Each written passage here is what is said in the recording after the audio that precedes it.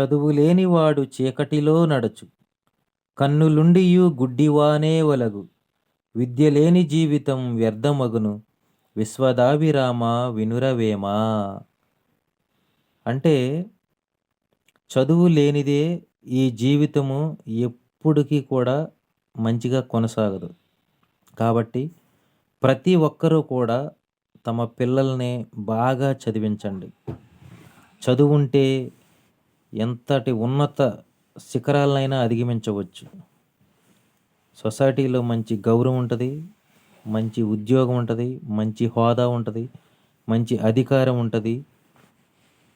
ఈ యొక్క చీకటి బ్రతుకులని మార్చేది ఒక్క చదువు మాత్రమే. కాబట్టి తల్లిదండ్రులు పిల్లల్ని బాగా చదివించి భావితరాలకు మంచి భవిష్యత్తుని ఇవ్వగలరని కోరుచున్నాను.